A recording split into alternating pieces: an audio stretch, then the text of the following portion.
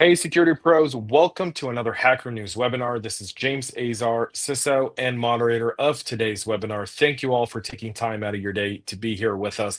I'm obviously not in my natural habitat, but whenever we have to bring you great content, well, I'll make an exception. So, as much as I'd love to be downstairs sitting on the beach enjoying the sunset, joined by two incredible individuals, Michael Coates and Kevin Tien. We're going to be talking about defeating digital deception. Kevin and Michael, welcome to the Hacker News webinars. It's great to have you both with us. Thank you for having us, James.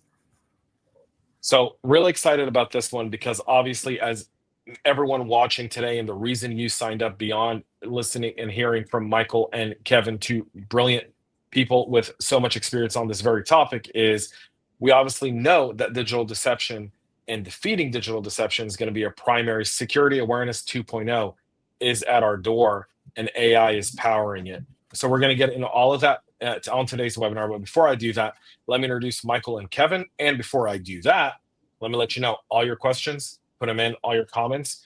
We'll try to get to as many of them as we can during today's webinar. Can't promise anything because it's just two great experts. So for those who don't know who our experts are, let me introduce you first to Michael Coates. He's a leading cybersecurity executive, entrepreneur, and investor with over 20 years of experience, formerly being the CISO over at Twitter, head of security at Mozilla, chairman of the OWASP Foundation. He also led product security at Shape Security, which was acquired for a nice round $1 billion. Was it a nice round billion, Michael? It was. I think somebody made sure, make sure it's a nice round zeros there. Make sure it's nice, or 1.02 billion, right? Like whenever I see those. He also served as the CEO of Altitude Networks, a cloud security startup that was also acquired by CoinList. And also joining us is Kevin Tien, the co-founder and CEO for Doppel, the AI native social engineering defense platform. They're backed by A16Z and work with enterprises on brand protection, executive protection, and the broader digital risk protection space. As a Georgetown University alum, he spent his career as an engineer in Silicon Valley and building scaled systems for Uber and Lyft to power intelligent dispatch systems. And Kevin, flying cars. I've looked in the sky. I see helicopters and planes. I haven't seen a flying car yet. They're coming. They're coming very quickly, James. Well, I love it. So we're talking about defeating digital defense. Let's kind of start this off. So every day, another headline on the Hacker News. Every day, another headline somewhere else. We're seeing more and more cybersecurity attacks, kind of from Scattered Spider to the recent Secretary of State Marco Rubio impersonation on Signal and WhatsApp. How are social engineering attacks now evolving because of AI?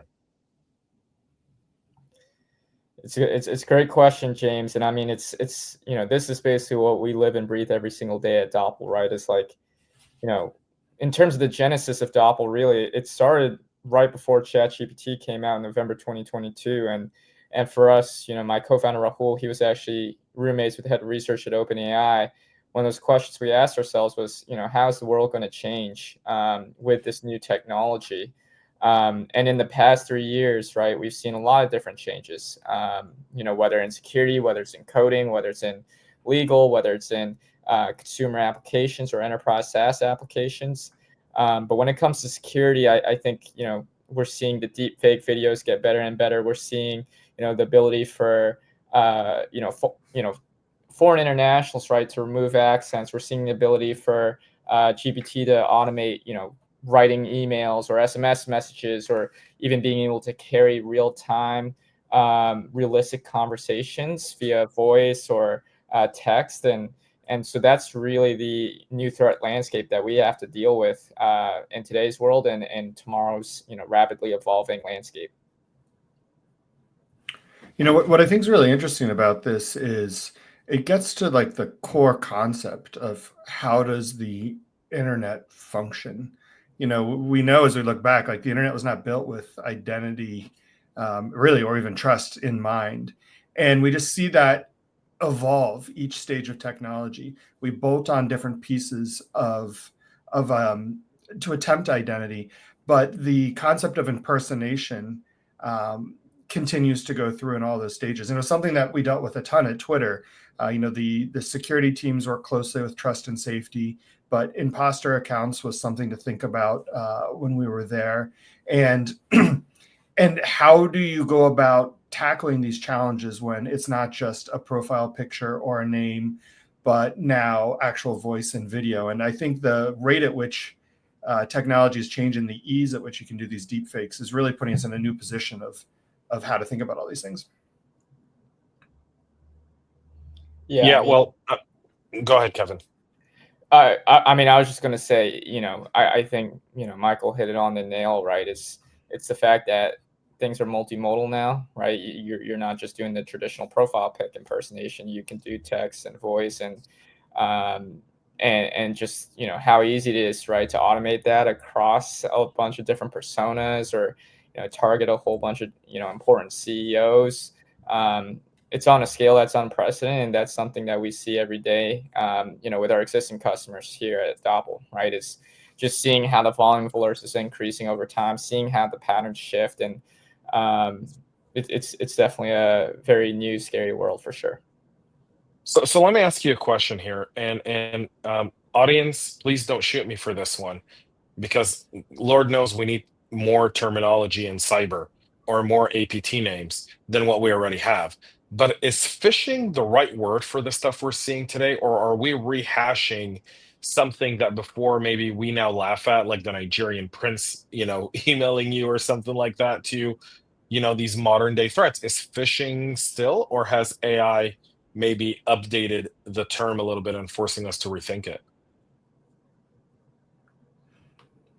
Yeah, Kevin, Michael? I guess it just depends how close we dig into that term. Like if someone hears phishing, they think, well, it's an email sent from a different email address, and you should be looking at the email headers and for typos. Well, then, yeah, we've evolved way past that. The types of attacks that we see now are everything from emails that come from Google directly, from Google App Engine style Right. situation. So it's actually from Google, and so the attacks have evolved. But if we look at phishing as the concept of we're fooling you, then yeah, then it holds. On the topic of acronyms, I feel confident now, 20 years in the field, that I'm just like, I don't know what do you mean by that?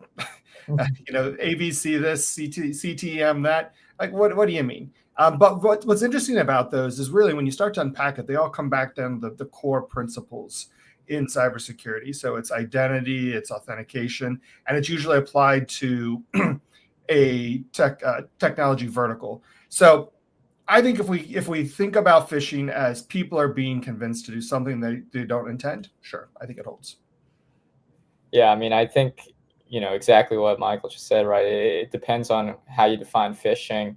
We like the term social engineering at Doppel because we think it helps just capture how broad these attacks are now, right? Where it's no longer just a phishing email now, but it's an email that's, trying to take someone out of band and put them on the phone. It's, maybe a LinkedIn persona that's developed over time and has a ton of great mutual connections now and is reaching out.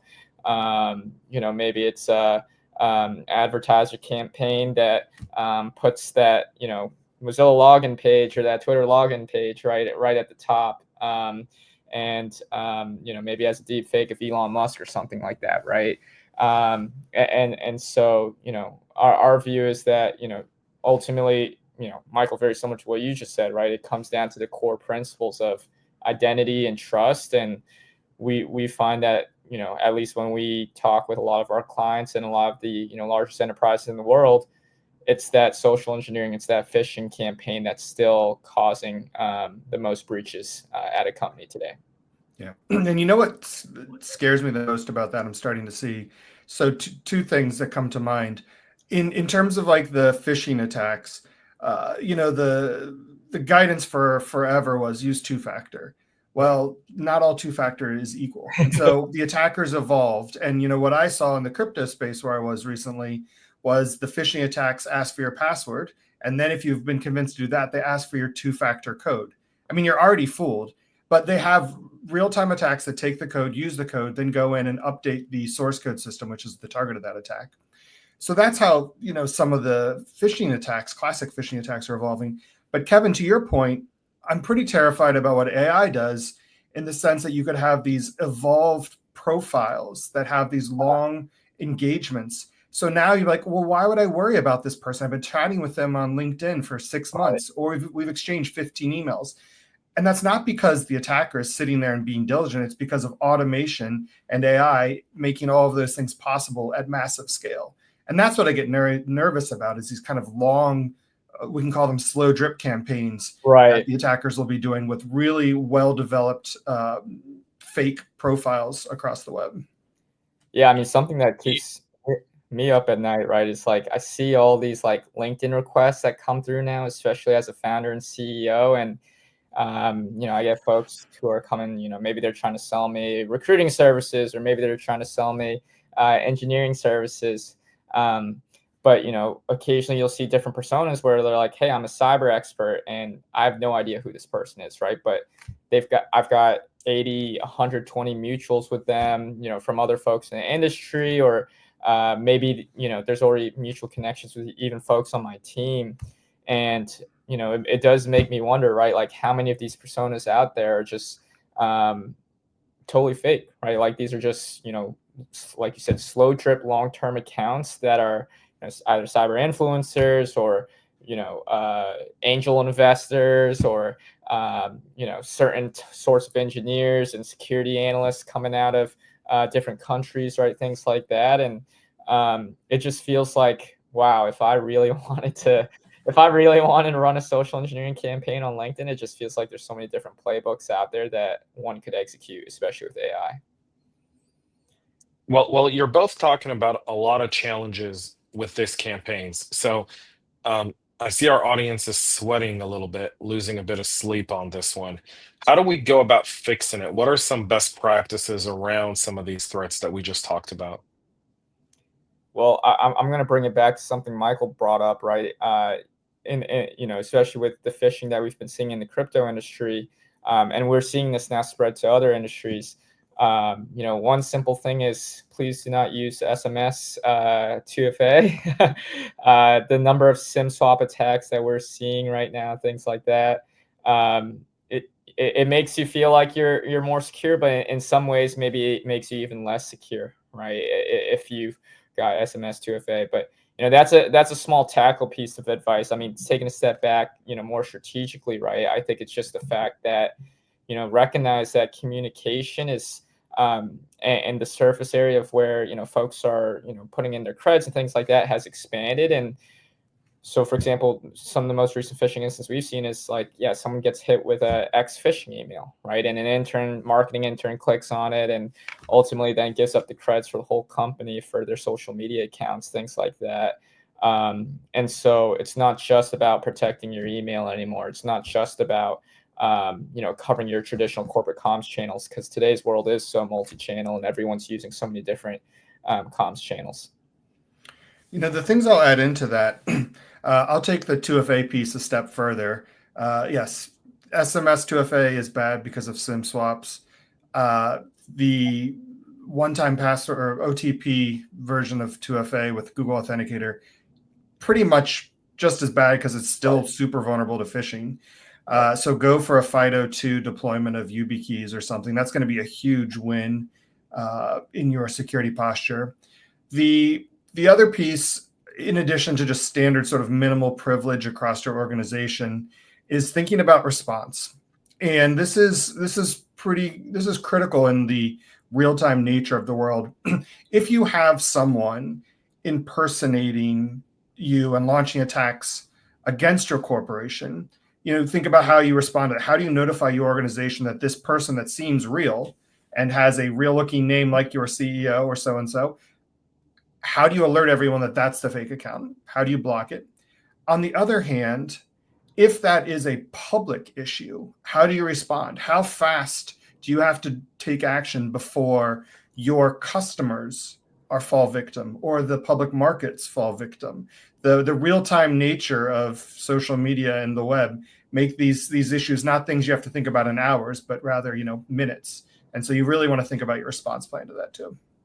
Yeah, for sure. And I think, yeah, Michael, you hit it on the nail, right? It's not just, detection, but it is that response piece. And I mean, just in terms of how we think about it at Doppel, right? Like that's why it's so critical for us to, do both sides, right? So at Doppel, we're not just here to help you, identify some of these impersonation attacks or brand attacks or active campaigns, but also how do we just help you respond, right? Whether, because a lot of what we do, of course, is the traditional takedowns and, shutting down these campaigns, whether it's, and what makes us different is that multi-channel piece. We could shut down the telephone number. We could shut down the X account. We could shut down the traditional email domain.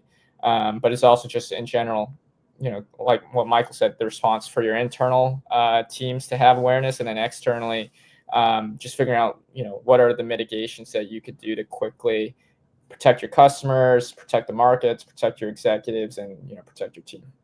Yeah. The thing that's changing so much, having had teams in multiple companies focused on these types of challenges, up until this point, we used to have a guy or a gal that was their thing. They were responding and they were doing it great, and they had tools and scripts and contacts. The scale is becoming a problem. Yes. Because the attackers can automate this, and because there's so many places where it's happening, you're going to want to shift your mindset. Like if you're doing this manually, like you're probably ahead of most people because most people aren't doing anything. But if you're doing it manually, it's not going to hold. The scale is going to overwhelm you. 100%. Michael, I hear you say we need to shift left on awareness. Oh man, people are probably losing their minds. But no more shifting, just make it better. Yeah, but yeah, I think you're right. Well, you both bring up something very, very interesting. You've kind of talked about this from that perspective, but at the end of the day, as security practitioners, our job is business enablement. But then there's the second piece to this, which is board governance. How should security practitioners approach this with their board of directors around AI impersonations, around corporate governance, around these specific threats? And maybe Michael, we'll start with you and then go to Kevin on this one. Yeah, I think board conversations, it's a challenging item that is one of the best points of leverage for a cybersecurity leader. And when you're having these conversations, your goal is to merge the worlds of technology risk and business risk and opportunity. And if you're not in there talking about how to make the business succeed through safety and enablement, I think you're missing the point. So make sure you don't rat hole on too many technical details. Make sure you understand your company's P&L, understand their motives in the market, what's going to make them win, and put these topics in that framing. Now, when you do that, some of the things that will come up, the board often wants to know, like, are we being responsible? Are we doing what we're supposed to per regulations, per our customers, per our commitments? They want to understand how are we compared to our peers? So those are good ways to, again, put some perspective on what you're doing. The other thing that I found really helpful, when I was leading security at Twitter and at Mozilla, was making things real. So if you have a technical weakness that you want to shore up and you've determined it's one of the top priorities based on your risk classification, et cetera, put it into a scenario for the board members. You can sort of walk them through. Imagine if X happened, X, Y, then Z, and those things are very visceral and real, and they're like, oh my God, that can't happen. Like, would that not allowed? Like, well, today it could, because we are missing controls in these areas. Here's the plan. Here's the roadmap on how we're going to fix it. And here's how much it costs, because they're terrified and they're ready to help you. But you want to make sure you're speaking their language. So work hard on starting from the gaps that you have and need to be fixed, translating it into why does the business care about this? Why should they spend money on this versus another product feature or going to market faster and something else? And that will really help build bridges and get support for fixing these issues. Yeah, I mean, I think from our side at Doppel, right, what we've been seeing is that this stuff is just so top of mind right now, in terms of the fact that, like, everyone on the board could see the Marco Rubio deep fake. We could, they could see what happened with the signal chats, right? And very, very likely, right, they've already experienced it personally themselves with, the board or the executives, right, some sort of impersonation campaign. The most common one that everyone sees, for example, is, the CEO SMS message, right, for all the new hires that join a company. Clearly there's a threat actor who's got a bot watching every LinkedIn state change. Or, even, where it gets really interesting is if, some of those interactions start to get deep into the engagement with, someone on finance, people, investors, the board themselves, things like that. So I think Michael hit it on the nail, of course, which is that, ultimately it's about business enablement and not getting too technical. But you are telling the story at the end of the day, and storytelling is a really important, I would say a really important skill that we all have to have. And so when you can, showcase, hey, this is what happens when the CEO gets deep faked, or someone's pretending to be our brand, that does create a much more visceral story for the board. And one story in particular you can point at, the CFO deepfake out of, what was that, Hong Kong, Singapore? Yeah. Like that's a great scenario to walk through with the board. Like, here's a situation where there's a deepfake attack. An employee was asked to make a transfer. They said, hey, just to make sure that you know this is real, let's hop on a quick Zoom to verify it. And there's a deepfake of the CFO saying, so and so, let's go ahead and make this transfer. And so you look at the board and say, so if you saw Jimmy here on camera saying, let's make this transfer, what would you do? And maybe Jimmy, and you'd ask a few questions and you'd detect it, but what about his employees? Do you think they would do that? What about the next in 6 months when AI makes the next big leap? What are we going to do? And those kinds of things, they're sitting there thinking, oh my God, I would transfer the money. And Right. That's the thing where you get people on board and you're like, all right, you're right. We need to have some controls here. We need to be doing the best that we can to protect against this. Well, Michael, that's so interesting because, at Doppel, with the social engineering defense platform, we've actually started expanding beyond the digital risk protection space and the traditional executive protection, brand protection. So we actually, this is still beta. So, this is a little bit ahead of what my marketing team wants to release, but we've actually started working on a simulation product, right? And that simulation product is really like, we actually just ran, we just dog fooded it last week amongst our team, but it was really scary to see, right? Like, basically, like, it's a cursor for phishing interface for our security team. Like, they could put in a prompt, it'll generate the whole campaign. You can deep fake, Michael's voice, etc. And we dog fooded amongst ourselves last week, where we had actually seen a real campaign at Doppel targeting new employees. Specifically, it was a FedEx campaign, new employees waiting for a laptop, right? Enter some information here.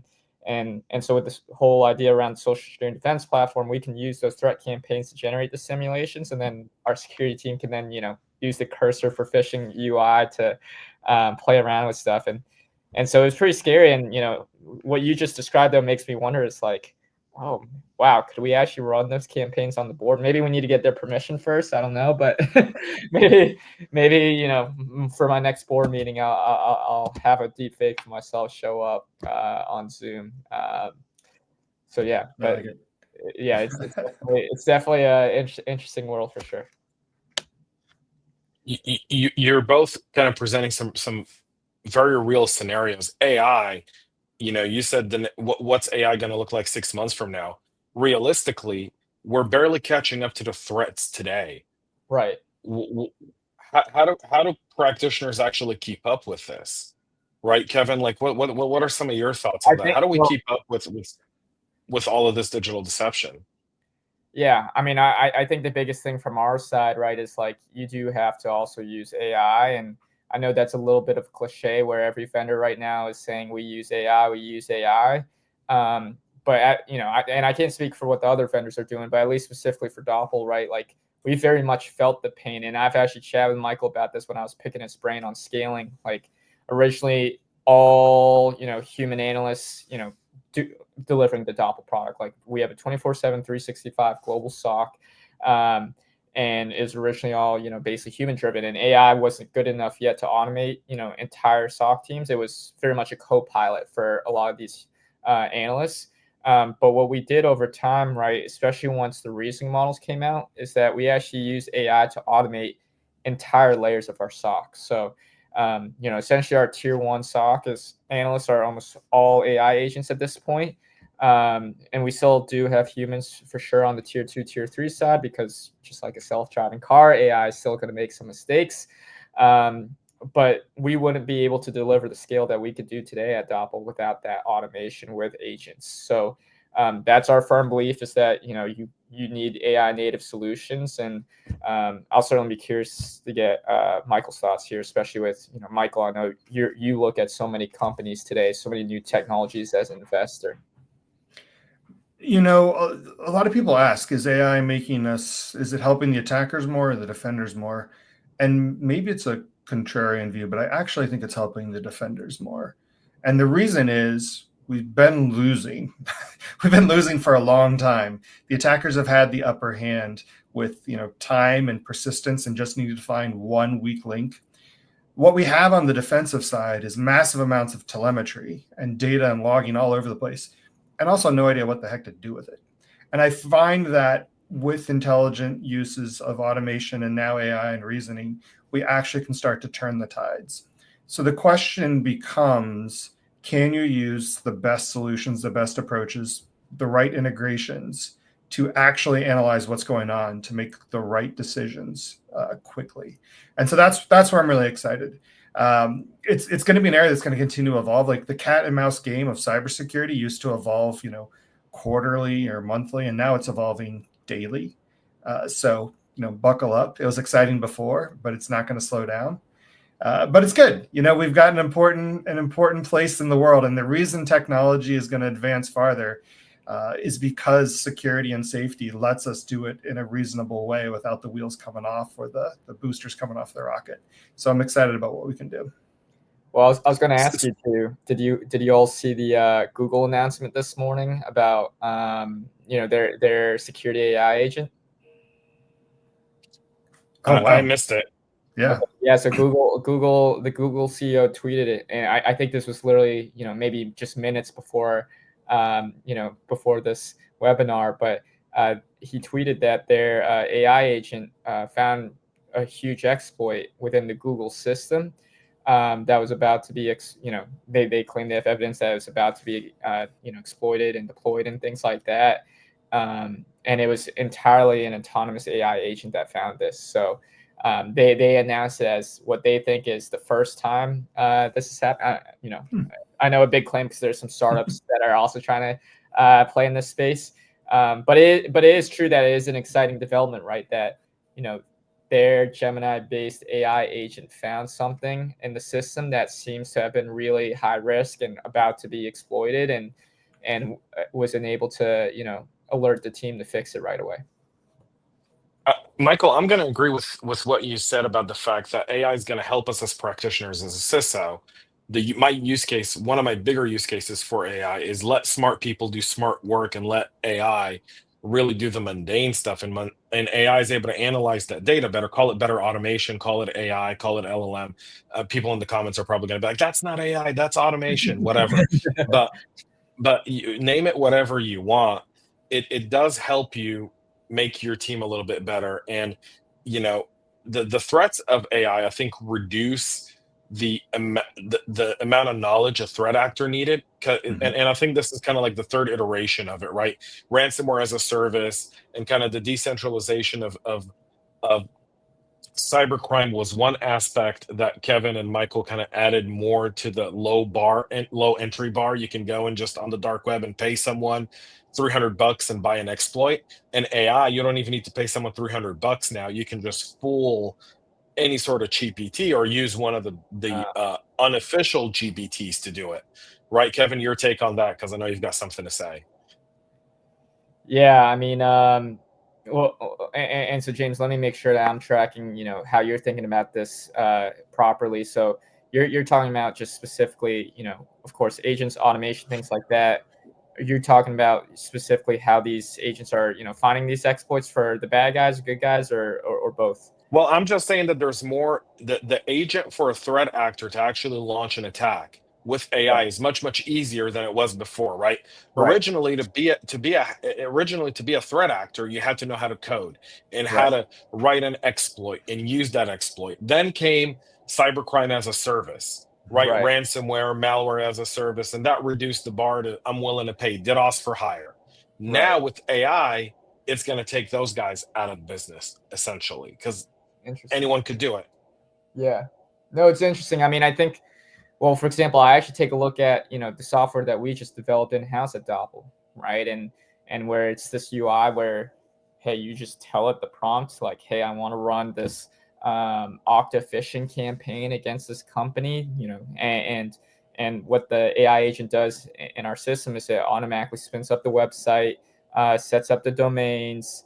It basically then actually executes the email campaign through the right email vendor, all that sort of stuff, and then layers on top SMS messages as well on top of that. So um, I think, yeah. So I think definitely possible, right? I think once the infrastructure's been built out, so I do think there's still going to be a service for these threat actors to like build out that infrastructure, because it did take build out to make sure that it's integrated well with the right registrars that are trusted by email systems. It did have take some work to integrate with the right SMS providers, right, and telecom providers. But I think once that infrastructure's been implemented and you know created it out, right? I do think, yes, someone on the bad guy side can, essentially create a monopoly there almost, just given how easy it becomes then for someone to just, yeah, no technical skills, no, native English skills, right? Just be able to develop these campaigns. Yeah, the cybercrime industry is fascinating because it's business, and they've optimized each stage of the attacker life cycle. They have optimization specialized tools. You can buy kits off the shelf. You don't have to know how to do anything. You just deploy dollars, Right. deploy tools at what you want to. You package up the exploits and then monetize them. It's wild how efficient of an ecosystem it is. And what we can expect is that all of the things that are possible with advancements in technology, a few very smart bad guys will package those up, and then everyone else will use them. So Right. the tsunami of threats is coming, and so just be prepared with your defenses. I mean, we had one of the shining moments at Doppel that we celebrated was seeing a Telegram message in Telegram group where you had someone selling phishing as a service, and they were complaining that, hey, it doesn't seem to be working because this company named Doppel seems to be constantly blocking this sort of TTP. But I think of course, a great moment to celebrate. But what was interesting though, right? It was like, yeah, exactly, seeing like the threat actors are like, hey, we're building something new. We're building something that is AI native, and of course, we're doing our best to collect that intel so we can stay ahead of it. But it is going to be interesting to see, like you said, Michael, when those really smart bad guys put something together and really get mass distribution, what that's going to look like. So let's move away from doomsday to proper day. Michael gave us one positive note, right? With using AI effectively within our organization, we can be better defenders. Kevin, tell us a little bit about Doppel. I know we're almost at time. We do have the Doppel.com on the screen for people to get more information. But Kevin, why did you found Doppel? Where did the idea come from? And tell a little bit, our audience a little bit about how you help them. Sure. I mean, so when we founded Doppel, it wasn't even necessarily a vision around, cybersecurity and social engineering. It was just simply, we know AI is going to be a big thing, and we want to solve the greatest challenges with that as a result. And so over time, we started working more closely with a lot of security teams, and saw, really the span and the breadth of these AI attacks, especially from a social engineering perspective. So that's how we ultimately finalize on that mission of, hey, our job at Doppel is to defend what's real and disrupt what's not. So our focus at Doppel today, what we could do for organizations is, we live and breathe everything around social engineering, and specifically, we've started off with what's traditionally been called brand protection and executive protection, which is anytime someone's impersonating you, James, or Michael, or impersonating HackerNews, etc. We find it and we take it down. And of course, that means we're not just doing it on the traditional email side and domain typo squatting side, but we cover the social media channels, we cover the advertising channels, we cover crypto channels and telephone channels, etc. And so that's really our big differentiator. ultimately, though, it's that vision around, hey, this is really a platform play for us, and that now that we've collected all this data, how do we continue to launch more and more products to help you combat these social engineering attacks? So hence us now starting to ship a simulation product to help from both the security awareness and insider threat perspective. But that's our, so that's our mission at Doppel, and definitely encourage you all to check us out at doppel.com, and of course we'll be at Black Hat as well in a couple weeks. Oh, Hacker Summer Camp. Please, no one hack a casino. We still like Vegas in August. Please. I mean, who doesn't love 120-degree heat in the middle of the desert in the first week of August? Because, why not? Perfectly put. Perfectly, indeed. So, one thing I want to apologize to our audience for is Kevin and I are traveling. And so if you see a little bit of delay in our video or audio, y'all know that's not typical. I apologize, but both of us are traveling. We're relying on hotel Wi-Fi, which for anyone who spends any time traveling knows that's not something you always bet on. It's not a black or white roulette table bet. It's more like playing, World Series of Poker when you don't know how to play poker. You're really just kind of whatever. You're going all in on your first card, kind of Michael Scott style. Not the best thing on the planet, but I do apologize for if there was kind of delays or anything to our audience here. I do apologize. I hope you got our messages out of this for sure. Kevin, Michael, any last words before we sign off with our audience this afternoon? I'll say, I think it's evident things are moving quickly, and it's exciting, but it's also terrifying. And there's only so many hours in the day and so many brain cycles to think things through. So think deeply about the biggest areas where you could have huge leaps in risks and concerns, and build great strategies filled with smart people and amazing technology. That's the way we're going to do this. Find the best out there, build the best teams, use the best tools and solutions, and good luck. Communities make the world go round.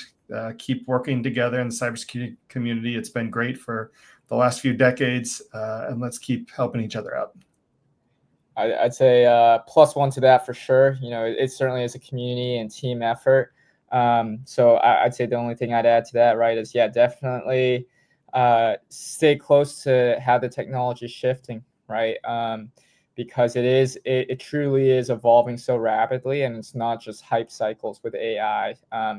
We see it, outside of security, where all our engineers have seen exponential increases in productivity over the past couple of years. Our legal team as well, right? This technology is just constantly evolving, and we have some folks predicting that people will be out of jobs, like software engineers, in the next 5 years. I think that might be a little extreme, but it definitely is very real that technology is rapidly evolving, and you want to make sure you stay abreast on those changes. I'm going to say to the software engineer thing, I don't think engineers are going out of business. I think low-skilled jobs will be out because of AI and robotics and automation. I'll just put that out there. You'll walk into a McDonald's, and I think there'll be a human doing oversight of machines. Right. We'll see an engineer at McDonald's, right? We won't see a 15-year-old zit-faced kid working through high school anymore. It'll be some sort of AI engineer running a McDonald's where a robot's making the burgers, making the fries, packing it all in, and handing it to you through the drive-through. Yeah. No, I mean, I think I've seen a restaurant do that, actually, or not necessarily the robots in the kitchen yet, but at least the order system. I've actually seen some restaurants start to go all AI for the order system. Yeah, I mean, go to an airport now. No one, you don't talk to anyone, right? You're ordering on a machine. It's unbelievable. So there's that. Yeah, technology is changing. It's a good thing. It's a good thing. Embrace it. Love it. It's good. Right, Michael? Right, guys? Smile. It's great. So, Oh, I mean, I think it's fantastic. I'm optimistic for humanity. Like, we don't have to go hunt for food for breakfast before we start a work day. Like, that's a good thing. We don't have to do these things that were incredibly manual and remedial before. It opens up opportunity to do more complex, more interesting things. So sure, change can be scary, but I think this is going to be a great thing for everyone. Yeah, someone's high school job is no longer going to be a cashier at McDonald's. It'll be an intern at McDonald's engineering of how to run a franchise. I think that's a more interesting job. Just saying. Yes. Way more skills required for it. All right. Thank you, Michael. Thank you, Kevin, so much for coming on.